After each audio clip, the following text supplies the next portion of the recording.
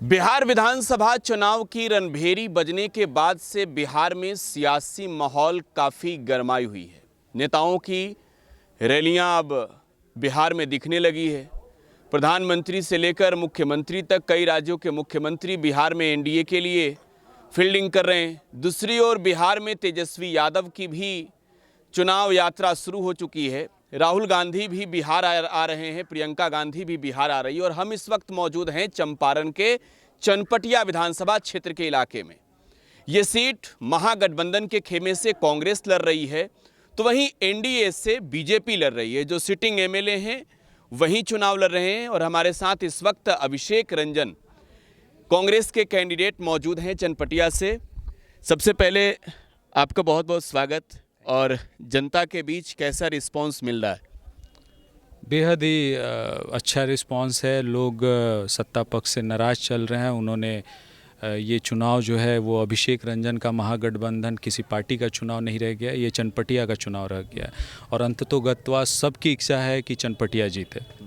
तो चनपटिया में आप तो पिछले कई वर्षों से पसीने बहा रहे हैं। मैंने गांव के लोगों से भी बातचीत की, बता रहे थे पिछले चुनाव में भी आप लड़े थे, बहुत कम मार्जिन से जीत हार हुई थी पिछली दफ़े। इस 5 सालों में क्षेत्र में जाकर क्या देखा आपने? देखिए, तमाम तरह की परेशानियों से जो लोग हैं वो जूझने का काम कर रहे हैं, चाहे वो ब्लॉक में भ्रष्टाचार का हो, अंचल में भ्रष्टाचार को। सबसे बड़ा जो गरीब तबका है या अमीर तबका है, वो सबसे ज़्यादा अगर किसी चीज़ से परेशान है तो वो भ्रष्टाचार से है। आप देखिए तो इंदिरा आवास में नाम जोड़ने के लिए इतिहास में कभी घूस नहीं लिया गया और खुलेआम रूप से 3,000 रुपया उगाही की गई ब्लॉक के द्वारा इंदिरा आवास में नाम जोड़ने के लिए। और हमारे जो विधायक जी हैं जिन्हें ढाल बनना था इस क्षेत्र की जनता के लिए, उन्होंने कभी सदन में ये प्रश्न नहीं उठाया कि किस लिहाज से 3,000 रुपये की उगाही की जा रही है। आप देखिए, वृद्धा पेंशन में जब 400 रुपये वृद्धा पेंशन था तो लोगों से 1,000 रुपये की उगाही की जाती थी। आज 1,100 रुपये वृद्धा पेंशन हो गया तो 2,000-2,500 रुपये तक की उगाही की जा रही है। आप अंचल में चले जाइए, आपकी जायज़ ज़मीन की दाखिल खारिज, आप जब तक रेट तय नहीं करते हैं तब तक जो कर्मचारी है आपकी जायज़ ज़मीन का दाखिल खारिज नहीं करता है, उसके मुंह मांगी कीमत जब आप देंगे तो वो करेगा, नहीं तो आपकी ज़मीन रिजेक्ट कर दी जाएगी आपकी दाखिल खारिज को। तो कहीं ना कहीं लोग भ्रष्टाचार से सबसे ज़्यादा परेशान है। आप बेरोजगारी से परेशान है, पलायन से परेशान है।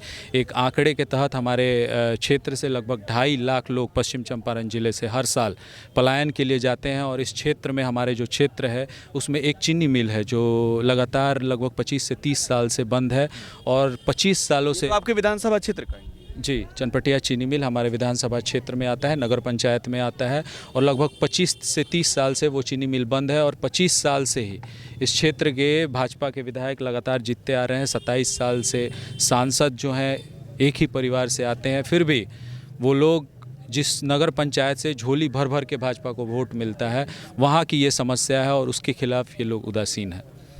ये कृषि प्रधान इलाका भी है, खासतौर पर मैं चनपटिया की बात कर रहा हूँ और आपने चीनी मिल का भी जिक्र किया। प्रधानमंत्री नरेंद्र मोदी का वो रैली भाषण भी मुझे याद है, बिहार के चीनी मिलों को लेकर चालू कराएंगे, किसानों की समस्याओं का समाधान होगा। तो एनडीए का एक खास गढ़ है, अगर मैं गलत नहीं हूँ तो पिछली दफ़े 9 सीटों में से 1 सीट मात्र महागठबंधन जीती थी। इस बार भी आप चुनावी अखाड़े में हैं, लड़ाई लड़ रहे हैं।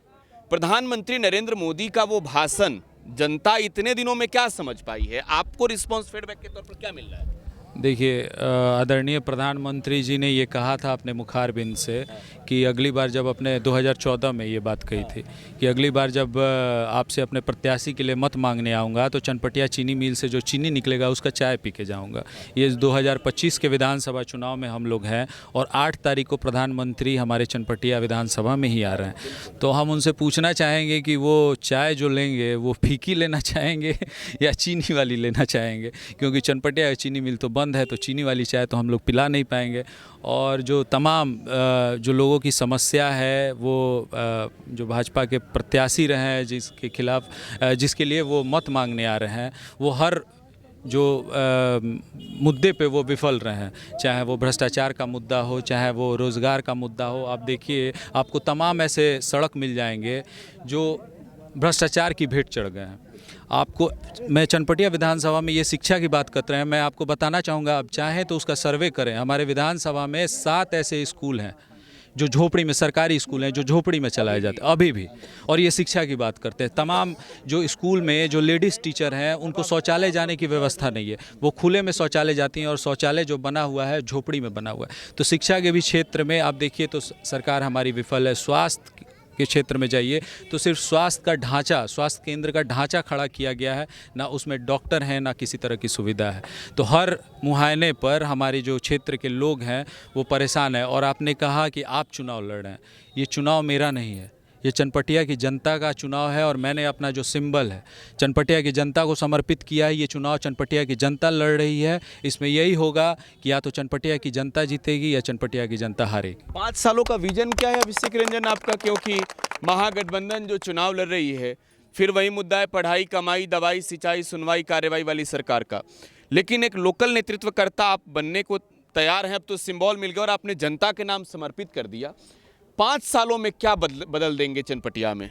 उसका एक विस्तृत मैनिफेस्टो हम लोगों ने तैयार किया है, जिसका जल्द ही हम प्रेस के सामने एक रिलीज़ करना चाहेंगे।